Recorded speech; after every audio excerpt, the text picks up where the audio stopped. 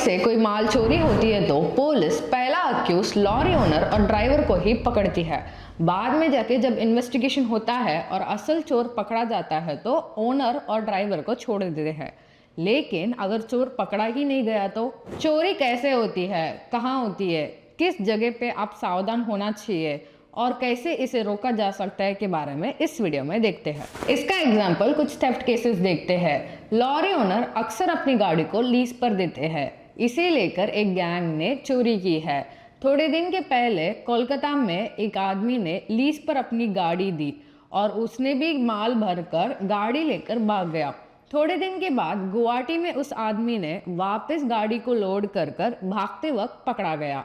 जब इन्वेस्टिगेशन किया गया तभी पता चला इसने इसे 15 बार लीज पर गाड़ी लेकर गाड़ी और माल दोनों लेकर भाग जाता था और इसके साथ एक बड़ी गैंग भी शामिल है करके पता चली है।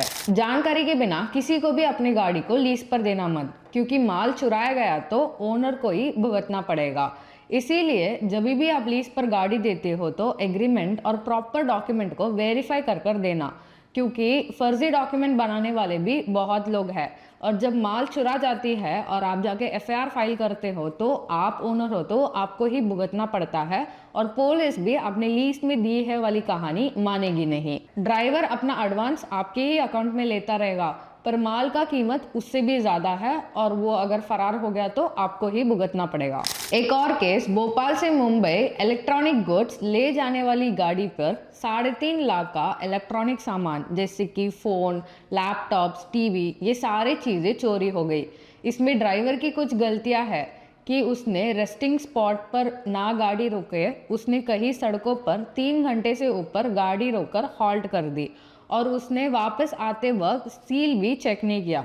जैसे ही अनलोडिंग में पहुंचता है कस्टमर चेक करता है कि सील भी टूटा है और माल भी कम है। अब चोरी हो गया तो क्या करें? जैसे ही चोरी होती है आपके साथ, जल्दी ही कस्टमर और ओनर दोनों को भी इन्फॉर्म कर देना और आपके पास वाले पुलिस स्टेशन में जाकर एफआईआर फाइल करना। एफआईआर फाइल करते वक्त पूरी डिटेल्स बताना।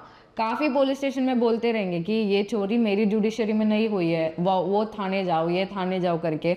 आप भी ज़रूर जाकर आपका एफआईआर जब तक फाइल करते कंप्लेन करते रहना, क्योंकि शक आप पर भी घूम सकता है। चोरी को पूरी तरह से रोक नहीं सकते हैं पर उससे बच सकते हैं। हाई रिस्क एरियाज जैसे कि कर्नाटका महाराष्ट्र बॉर्डर्स, सोलापुर, हुबली, नासिक, अमरावती, नॉर्थ में मध्य प्रदेश, यूपी, छत्तीसगढ़ और वेस्ट बंगाल, बिहार, असम, इन जगहों पर चोरी का खतरा ज्यादा होता है तो आप एक्स्ट्रा सावधान रहे।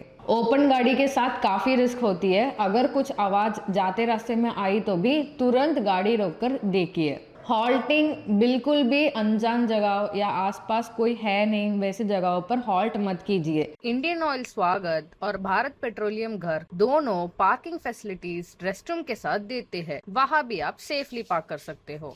सीसीटीवी एरियाज जैसे कि पेट्रोल पंप्स हो गया, नहीं तो रेस्टिंग स्पॉट्स होएगा, ढाबा हो गया, जो आपको जानकारी होती होगी उधर ही हॉल्ट कीजिए।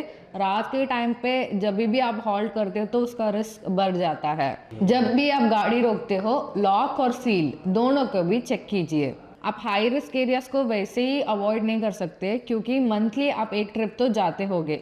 जब भी आप ये ट्रिप जाते हो तो उसे दिन टाइम पर ही प्लान कीजिए।